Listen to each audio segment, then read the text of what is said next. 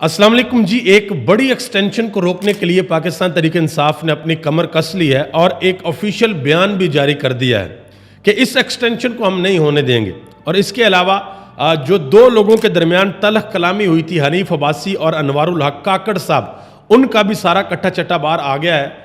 एक दूसरे को जवाबात भी दे दिए गए हैं और यह भी कह दिया गया है कि अनवारुल हक काकड़ साहब को अब सेनेट के अंदर बुलाना चाहिए और वहां पर बुलाकर यह पूछना चाहिए कि जनाब मोहतरम, ये जो आपने फॉर्म 47 वाली बात की है, यहां पर आकर जवाब दें, इस बात का क्या मतलब है। तहरीक इंसाफ ने एक बयान जारी किया है। उन्होंने कहा जी, चीफ जस्टिस की मुद्दत मुलाजमत में तोसी एक रिश्वत है, वो इसको रिश्वत के तौर पर ले रहे हैं, जो कि नहायत शर्मनाक और काबिल मुजम्मत है। ये पाकिस्तान तहरीक इंसाफ के तर्जुमान ने यह बात की है कि जो हमारे चीफ जस्टिस ऑनरेबल काजी फाइज ईसा साहब वो एक्सटेंशन लेना चाहते हैं, जो कि बिल्कुल भी ठीक नहीं है। और नजम सेठी ने एक बड़ी अहम बात की है मुस्लिम लीग नून और पीपल्स पार्टी के हवाले से। उन्होंने कहा कि ये पाकिस्तान के अंदर दो ऐसी जमातें हैं जो हमेशा मुक मका के लिए तैयार रहती हैं। मतलब इनको ये नहीं होता कि भाई इस वक्त तो वैसे भी इनकी पोजीशन ये है मुस्लिम लीग नून की और पीपल्स पार्टी की कि अवाम के अंदर इनकी सियासत बिल्कुल भी नहीं है, स्पेशली नून लीग अवाम के अंदर ये जीरो है। अब इनकी सियासत सारी की सारी डील्स और मुक मका के ऊपर है कि मुक मका होता रहे और हमारा काम चलता रहे। लेकिन ये काम लॉन्ग टर्म कभी भी नहीं चलता। आप 2 महीने 4 महीने 2 साल 4 साल निकाल सकते हैं, उसके बाद आपका बट्ठा बैठना ही बैठना, कभी भी आप उठ नहीं सकेंगे। तो नजम सेठी ने कहा कि मुस्लिम लीग नून और पीपल्स पार्टी वाले हर वक्त मुकमका के लिए तैयार रहते हैं, कुछ लें कुछ दें, इसी को सियासत समझते हैं। इसलिए हम कहते हैं कि इमरान खान सियासतदान नहीं है, क्योंकि इमरान खान मुकमका नहीं करता।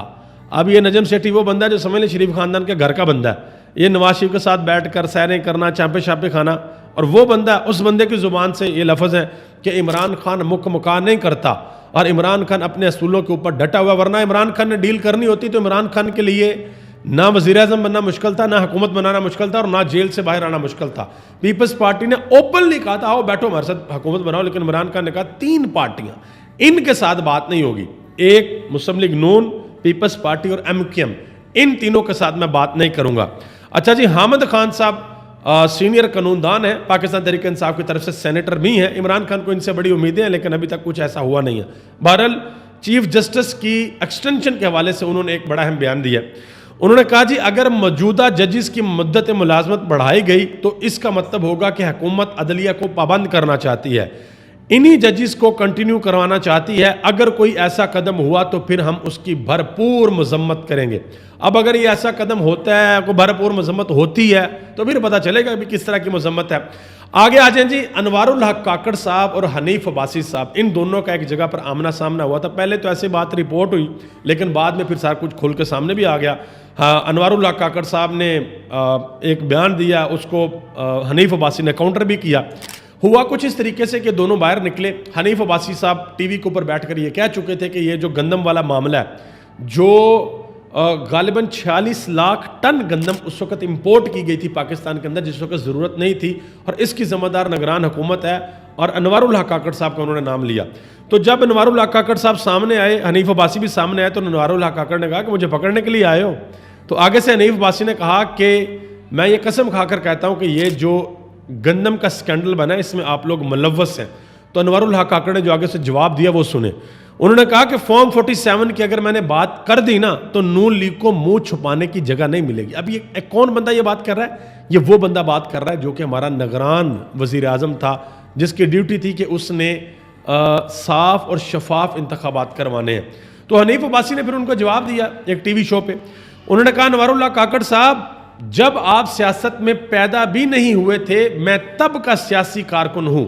हमने मार खाई है, आपकी तरह मुंह में चूसनी नहीं ली। ये उन्होंने बात की कि आपकी तरह हमने चूसनी नहीं ली मुंह में, हमने मारे खाई। अब आप बेहतर समझते हैं कि वो चूसनी का इशारा किस तरफ था।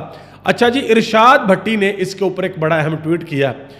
उन्होंने कहा जी, ये जो बयान दिया ना अनवारुल हक काकड़ ने कि अगर मैंने फॉर्म 47 की हकीकत बयान कर दी तो हनीफ अब्बासी आपको और आपकी मुस्लिम लीग नून को मुंह छुपाने की जगह नहीं मिलेगी, उसके ऊपर इरशाद भट्टी ने बड़ी अहम बात की है। उन्होंने कहा जी, साबिक निगरान वज़ीर-ए-आज़म या साबिक निगरान सेटअप के सरबराह का ये जुमला इलेक्शन 2024 के खिलाफ चार्जशीट है, इलेक्शन कमीशन के खिलाफ चार्जशीट, मुस्लिम लीग और शहबाज हुकूमत के खिलाफ चार्जशीट, और खुद अनवारुल हक काकड़ अपने खिलाफ चार्जशीट दे रहे हैं।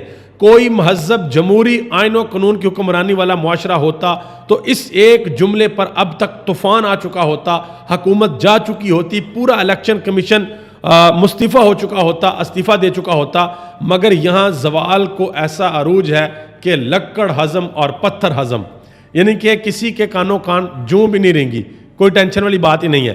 تیمور سلیم جھگڑا نے اہم بات کی ہے، انہوں نے کہا جی انوار الحق کاکڑ نے جو بیان دیا ہے اس پر انہیں سینٹ میں بلانا چاہیے، انوار الحق کاکڑ کو وضاحت کرنی پڑے گی کہ فارم 45 اور فارم 47 کی بنیاد کیا ہے۔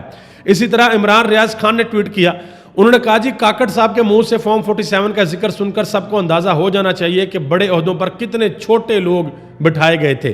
مزید انہوں نے کہا کہ نون لیگ کی قیادت کو فوراً انوار الحق کاکڑ سے معافی مانگنی چاہیے، اگر انہوں نے پول کھول دیا تو میاں صاحب اور ان کی جماعت واقعہ ہی منہ دکھانے کے قابل نہیں رہیں گے، یہ اینکر عمران ریاض خان نے کہا۔ اسد اللہ خان کہتے ہیں کہ انوار الحق کاکڑ کا حنیف عباسی کو یہ کہنا کہ اگر میں نے فارم 47 کی بات کی تو منہ چھپاتے پھرو گے، یہ دراصل الیکشن میں دھاندلی کا اعتراف ہے، حالانکہ انہیں شفاف الیکشن کے انعقاد کی ذمہ داری دے کر ہی وزیر اعظم بنایا گیا تھا، لیکن اب باتیں ہو رہی ہیں کس کی؟ جی فارم 45 اور فارم 47 کی۔ شہزاد اقبال کہتے ہیں کہ تحریک انصاف والے کہہ رہے ہیں کہ ہم نے بات چیت صرف یہ کرنی ہے کہ ہر ادارہ اپنی آئینی حدود میں رہے گا، ہم نے کسی سے کسی قسم کی کوئی ڈیل نہیں کرنی۔ خالد خورشید صاحب نے ایک بڑا سخت بیان دیا جی، انہوں نے کہا جی ہم پاکستانی نہیں کمی ہو گئے ہیں، سابق آرمی چیف کی جائیدادیں نکلیں تو جس نے جائیداد کی معلومات دیں اس کو فکس کر دیا گیا، اگر کوئی سیاستدان ہوتا تو اس کی چمڑی ادھیڑ کر رکھ دی جاتی۔ وہ ایک صحافی ہیں، میرا خیال ہے شاہد اسلم ان کا نام ہے، اور انہوں نے پاکستان کو چھوڑ دیا، انہوں نے کہا جی میں پاکستان چھوڑ رہا ہوں کچھ وجوہات کی وجہ سے، تو ان کی وجہ سے یہ خالد خورشید نے بیان دیا ہے کہ جی جس بندے نے جائیدادیں نکالی اسی کو ہی فکس کر دیا گیا۔ بہرحال جی جو اہم خبریں تھیں میں نے آپ تک پہنچا دی ہیں، آپ سب کا بہت بہت شکریہ۔ ایک اور جاتے جاتے ایک اور بڑی اہم چیز بھائی آپ کو بتا دوں، بات یہ ہے کہ حکومت نے بنا دیا ایک ادارہ، ٹھیک ہے جی، وہ ادارہ کیا کرے گا؟ جو لوگ سوشل میڈیا کے اوپر، ٹویٹر کے اوپر اسپیشلی یا ویسے ویڈیوز بناتے ہیں، ہم طرح کے لوگ یا وہ بھی، اگر کسی نے جھوٹی خبر پھیلائی، اگر کسی نے پروپیگنڈا کیا، اداروں کے خلاف پروپیگنڈا کیا، پاکستان یعنی کہ کوئی بھی جھوٹ فیک سوشل میڈیا پہ کچھ آپ لوگوں نے اگر کیا، کسی نے بھی، ویسے تو یہ کرنا ہی نہیں چاہیے، اچھی بات نہیں، اخلاقی طور پر بہت بری بات ہے، تو بھائی یہ ادارہ اب بھرپور حرکت میں آئے گا، اور اس ادارے کا جو سربراہ ہے اس کے پاس آئی جی کے اختیارات ہوں گے۔ اگر کوئی بندہ، کوئی لوگ، کوئی ٹیٹو پارٹیاں لگاتے ہیں تو بھائی میری آپ سے گزارش ہے کہ بالکل بھی نہیں لگانی آپ لوگوں نے۔ جھوٹ کبھی بھی آپ لوگوں نے نہ لکھنا ہے، نہ بولنا ہے، نہ ویڈیو میں بتانا ہے، جو بات ہے وہ سیدھی طرح بات بتائیں۔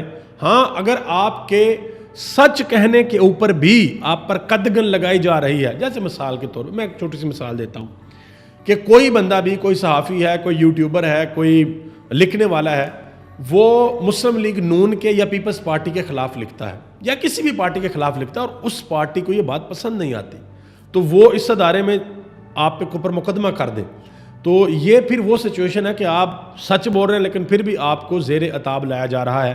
تو اس صورت میں ہم یہ دعا کر سکتے ہیں کہ اللہ تعالیٰ ہر اس انسان کو جو سچ کے ساتھ کھڑا ہے، جو جھوٹ نہیں بولتا، اللہ اس پر اپنا کرم کرے، اس کو کسی بھی قسم کی غلط چیز سے محفوظ رکھے، اپنی پناہ میں رکھے، اور اللہ اس کو استقامت دے۔